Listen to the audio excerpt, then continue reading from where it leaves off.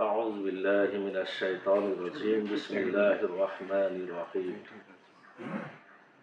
ووصينا الإنسان بوالديه আর আমরা মানুষকে তার পিতামাতার প্রতি সদাচরণের নির্দেশ দিয়েছি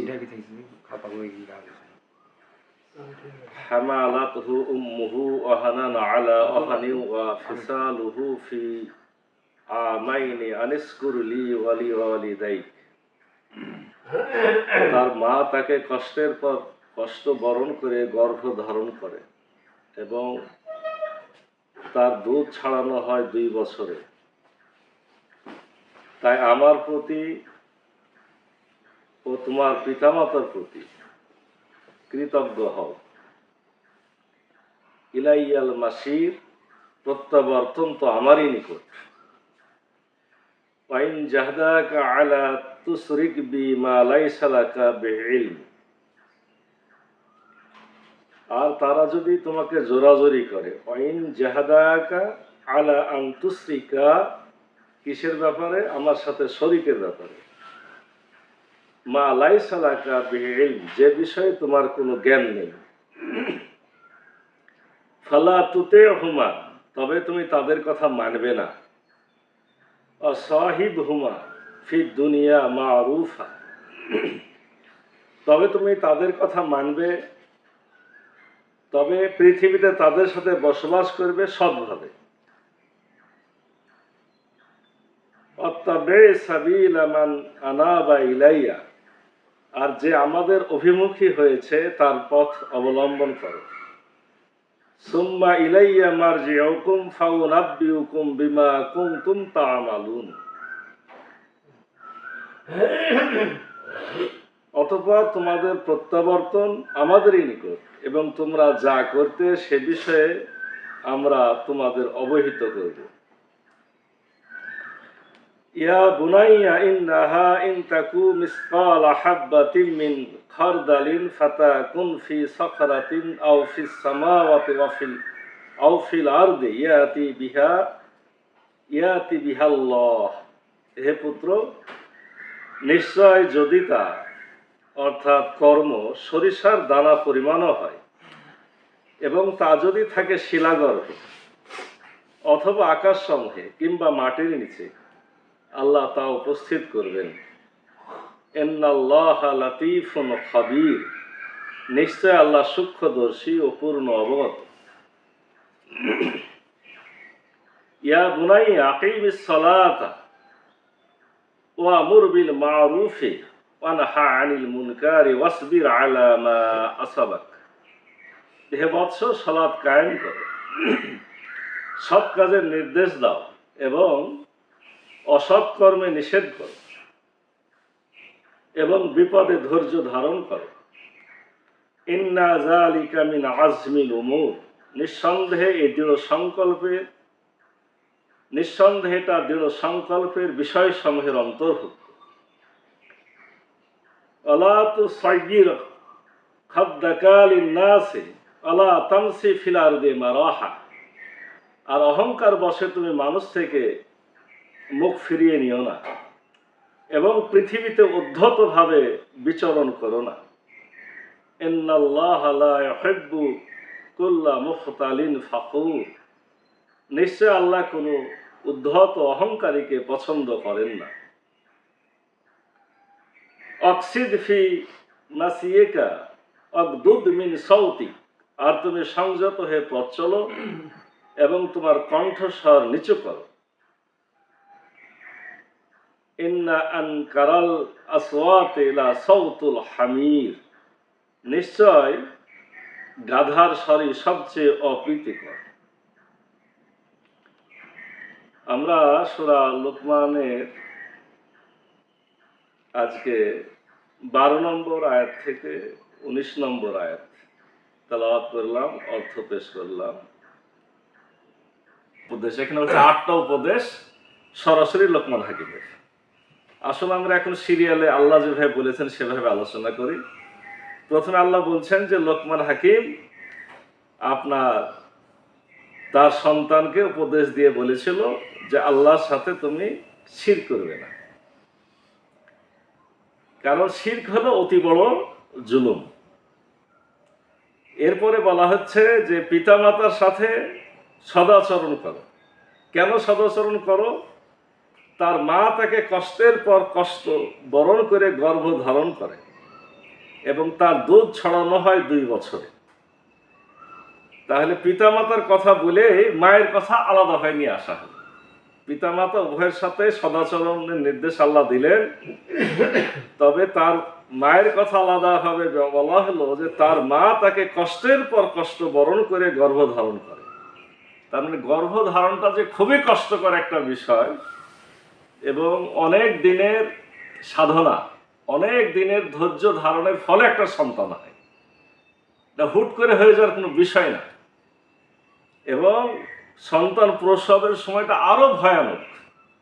আল্লাহ সেটাই মনে করেছেন, এরকম কষ্ট করে গর্ভধারণ করেছে, এরপরে আরো 2 বছর ধরে তাকে দুধ পান করিয়েছে।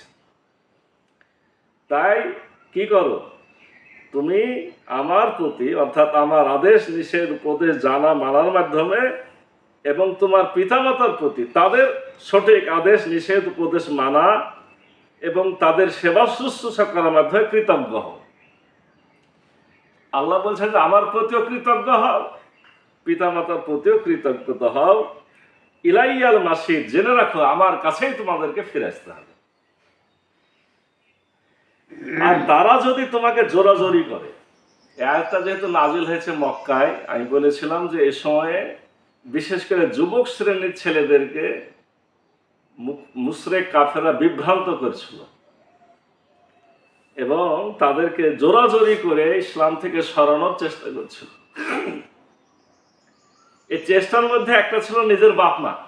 বাপমারা বলতো এভাবে, তোমাদের মোহাম্মদই তো বলে বাপমার সাথে ভালো আচরণ করতে, তাহলে আমাদের কথা শুনে নাও, মোহাম্মদকে ত্যাগ করো।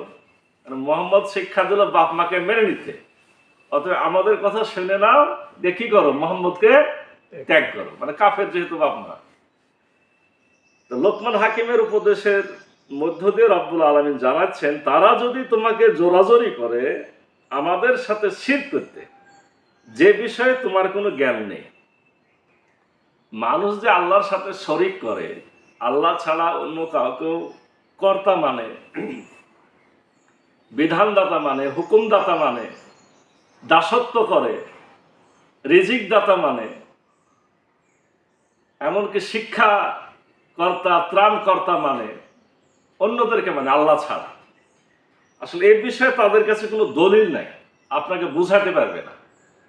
আল্লাহ সেটাই বলছেন যে যে বিষয়ে তোমার কোনো জ্ঞান নাই অথচ তোমাকে জোরাজোরি করছে সে বিষয়ে শিরক করতে, তবে তুমি তাদের কথা মানবে না। আমি আমার আনুগত্যের পরে পিতামাতার আনুগত্য করতে বলেছি, কিন্তু এর অর্থ এই না যে আমাকে অমান্য করে তাদের মানতে হবে। আগে আমাকে মানতে হবে, তারপরে পিতামাতাকে মানতে হবে। পিতামাতা আপনাকে মিথ্যা কথা বলতে পারে, চুরি করতে বলে, অন্যায় কাজ করতে, এই কথা একটাও কিন্তু শোনা যাবে না। আপনি একটা ভালো কাজে রওনা হয়েছেন, আপনি সলাপ করতে আসছেন বা আরো কোনো ন্যায় কাজ হতে পারে, বাপ মা মানা করে দিল, না ওটা আর শোনা যাবে না। বাপাকে বোঝায় বলতে হবে যে না, এটাই ভালো কাজ করছে, এটা কল্যাণের কাজ করছে, এই ব্যাপারে তোমার কথা শোনা যাবে না, এটা আমার আল্লাহর নির্দেশ। তবে পৃথিবীতে তাদের সাথে বসবাস করবে সবভাবে। হ্যাঁ, যতই খারাপ হোক তাদের সাথে সদাচরণের সাথে বসবাস করতে হবে। ও আপনাকে যতই খারাপ বলুক, তাকে বুঝায় আপনাকে ভালো কাজটা করতে হবে আর তার সাথে ভালো আচরণই করে যেতে হবে। আল্লাহ বলছেন, আর যে আমাদের অভিমুখী হয়েছে তার পথ অবলম্বন করো এবং যুগে যুগে আমার পথের পথিক যারা, তারা কিভাবে আমাকে আমার আনুগত্য করেছে সেই পথে তোমরা চলো। জেনে রাখো তোমাদের প্রত্যাবর্তন আমাদেরই নিকট এবং তোমরা যা করতে সে বিষয়ে আমরা তোমাদের অবহিত করব। জেনে রাখো আমার কাছে ফিরে আসতে হবে, আর তোমরা যা কিছু করেছো সেই কাজগুলো আমি কি করব, সেদিনকে দেখিয়ে দিব, তোমাদেরকে জানাই দিব। এবং সে কাজটা কেমন, এই যে আমরা একটু আগে বললাম, সেটা যদি সরিষার দানা পরিমাণ হয়, সেটা যদি শিলাগর্ভে অথবা আকাশ সমূহে কিংবা মাটির নিচে থাকে, আল্লাহ তাও সেদিন সেটা হাজির করবেন। নিশ্চয় আল্লাহ সূক্ষ্মদর্শী ও পূর্ণ অবগত।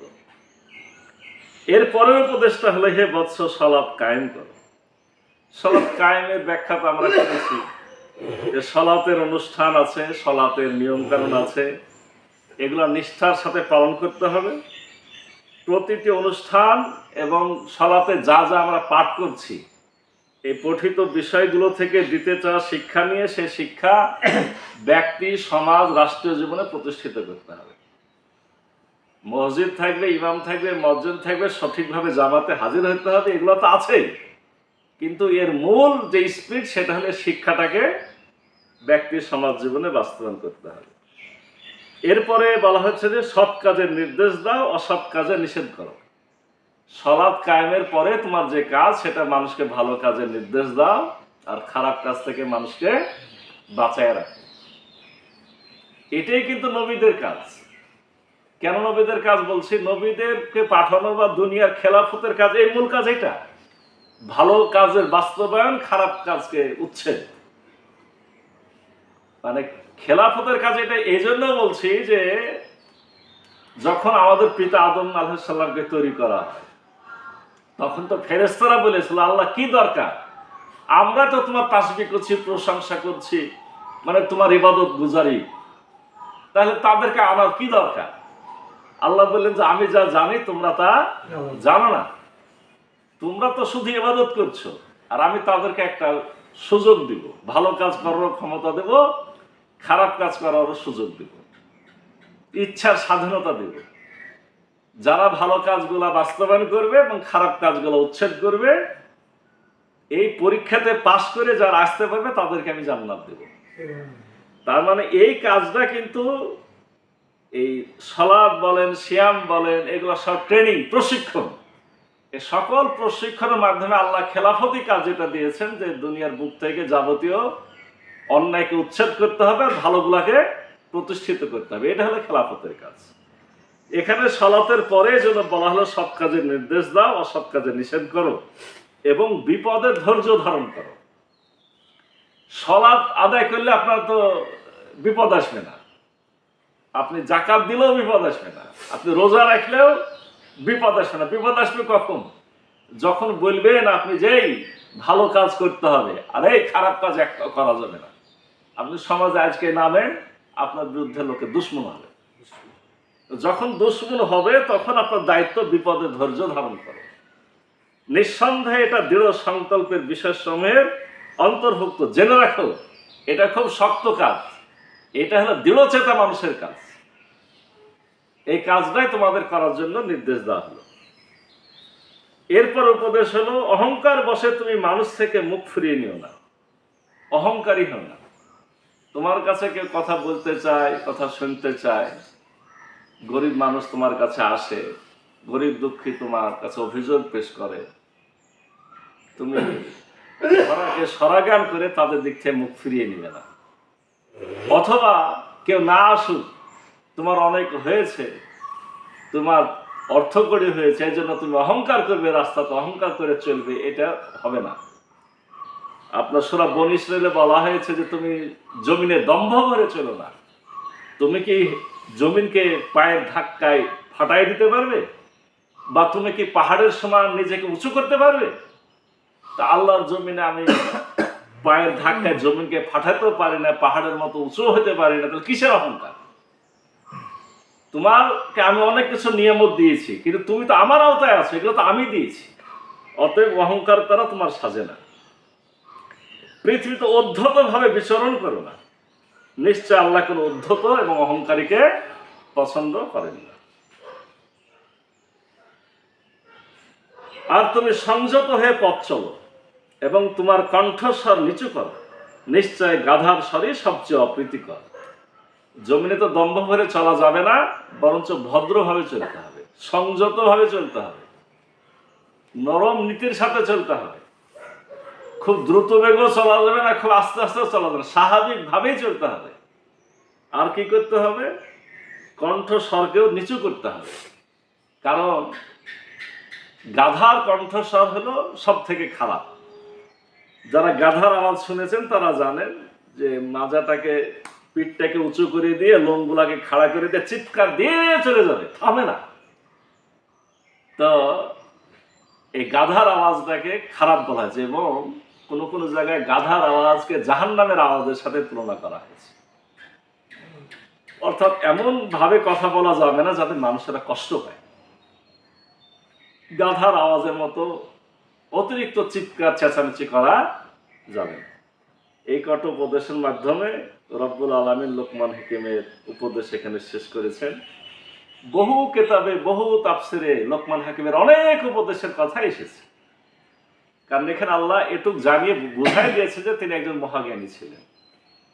মানে একটা বলি, যেমন গতকাল পড়লাম যে এর আগে তো আমরা বলেছি যে লোকমান হাকিমের পরিচয়ের মধ্যে পাওয়া যায় তিনি কৃতদাস ছিলেন, তিনি দর্জি ছিলেন, তিনি রাখাল ছিলেন, আবার তিনি এই কি এটা কাঠুরিয়া ছিলেন।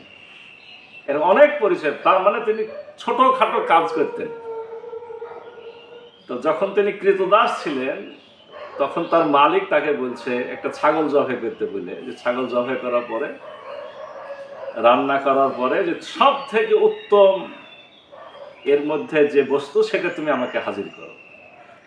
তো লোকমান হাকিম হাজির করলেন জিহবা আর কলিজা।